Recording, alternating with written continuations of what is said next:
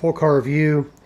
The areas that are not primed, I've spent extra time, particularly around the doors, to ensure that I've got equal gap setting there in accordance with the build-out manual. You won't see older cars with that those close gaps. Again, a lot of emphasis on that and making sure that the roundness here is right on track and not wavy like most glass. There is a tiny little bit of glass work that needs to be completed, but for the most part minimal at best. Again, you can see the time I've spent on getting the gaps correct.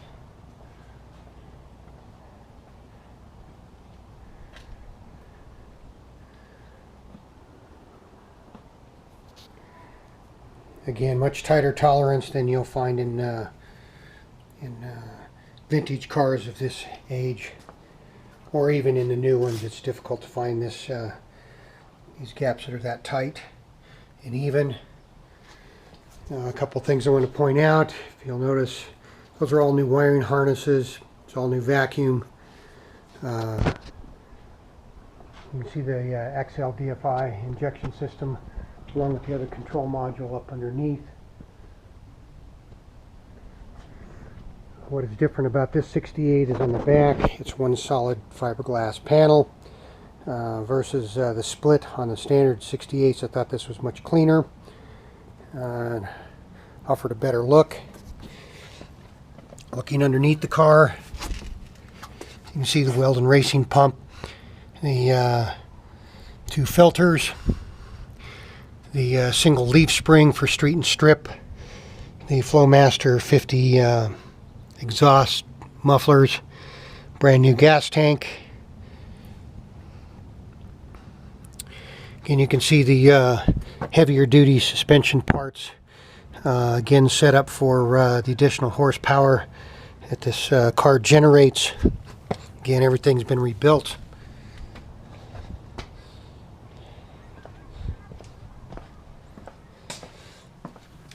Looking up underneath the car, you can see the steel bell housing, added protection in case somebody grenades the clutch. Again, the 7-quart Mylodon pan. You can see everything's clean. You're not seeing any leaks. See where I've added power assist for the steering.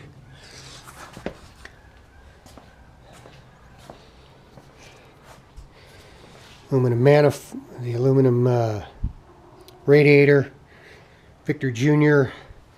high-rise manifold. See the fast fuel injection setup, 160 amp MSD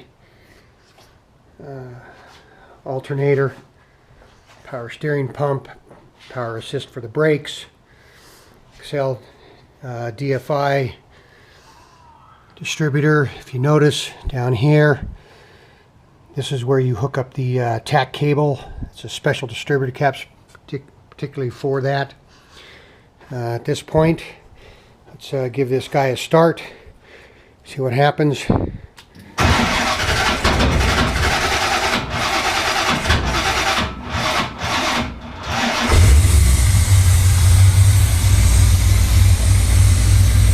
battery, it's an older battery. I would recommend a bigger battery. You can hear it takes a little bit to get this thing started.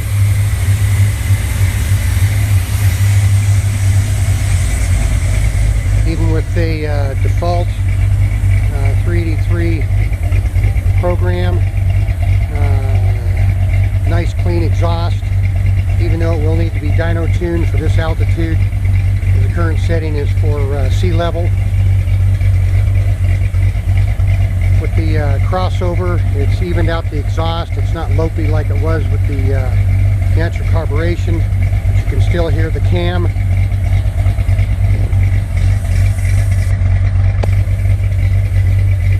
Still fairly lopey.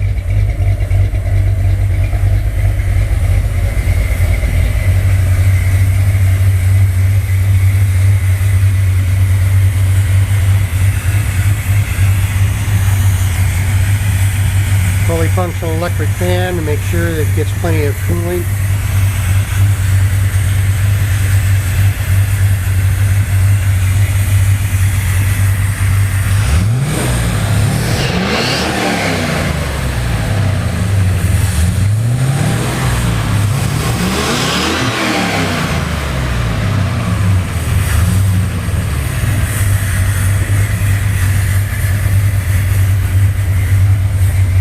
imagine how this thing is going to sound going down the road.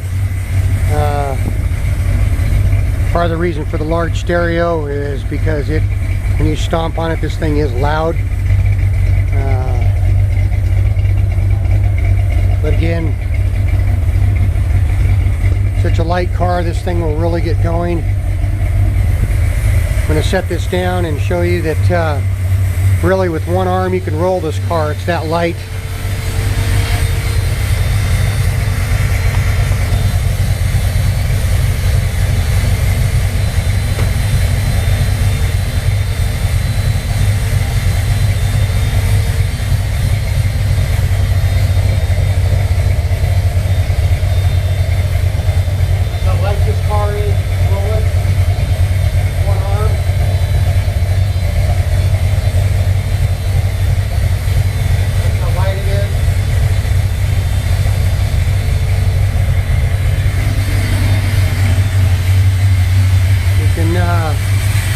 Hear the electric fan kicking on, again correctly wired.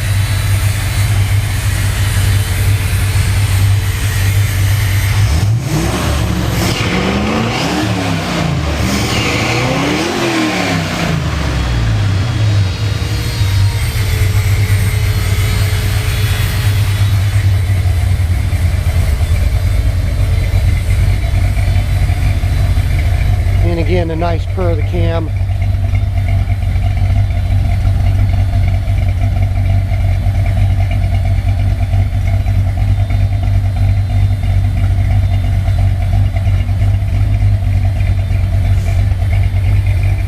There she is.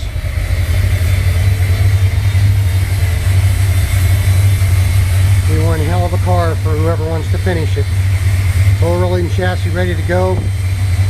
And you can see the vibration of the body. Gives you an idea, even with the heavy suspension, that this engine is definitely what it's designed to do. It'll make this car move.